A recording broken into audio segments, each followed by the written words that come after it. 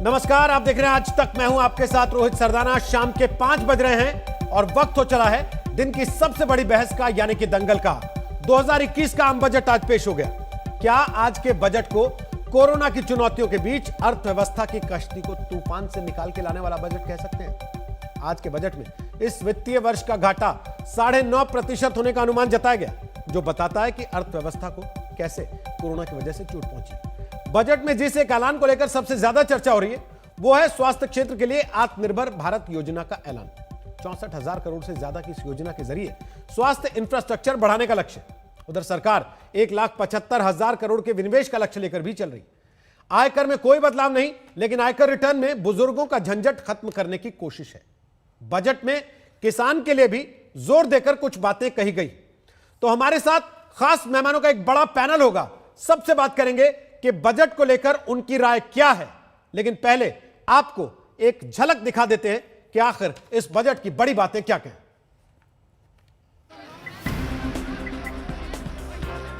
Corona संकट काल के बाद आए पहले बजट में अर्थव्यवस्था को दोबारा पटरी पर लाने का वादा है।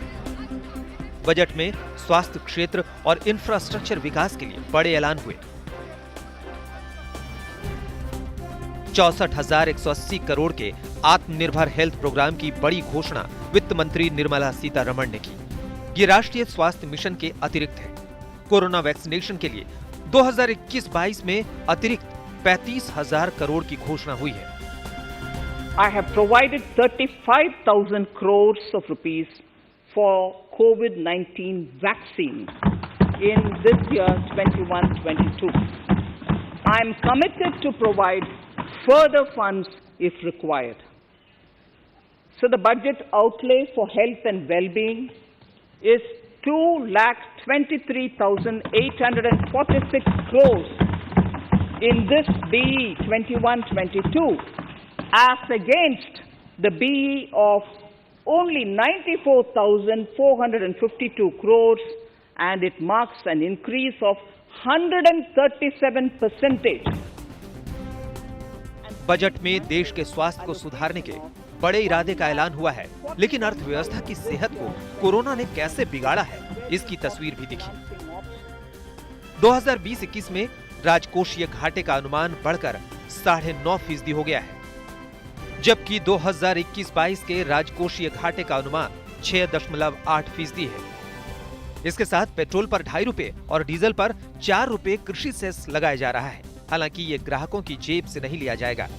उधर आयकर में अतिरिक्त छूट का सपना देख रहे मिडिल क्लास की उम्मीदें नहीं पूरी हुई है।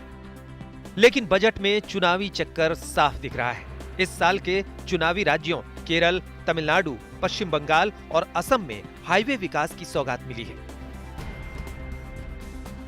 किसानों के आंदोलन के बीच किसानों को भी यह भरोसा देने की कोशिश हुई है कि सरकार MSP जैसी व्यवस्थाओं को खत्म नहीं करेगी। Our government is committed to the welfare of farmers. The MSP regime has undergone a sea change to assure price that is at least 1.5 times the cost of production across all commodities.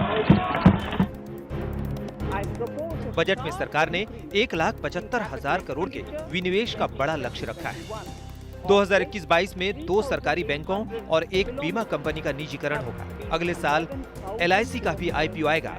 बीमा में FDI की सीमा भी 49 से बढ़ाकर 74% हो गई है।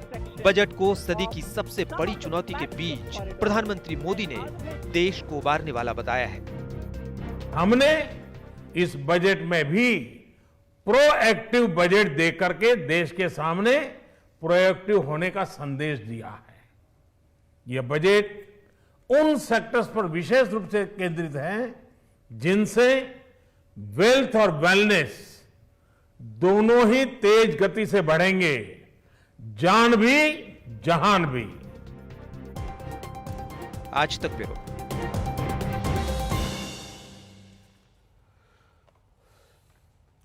तो आपको बता दें कि दंगल में सबसे पहले हमारे साथ आ रहे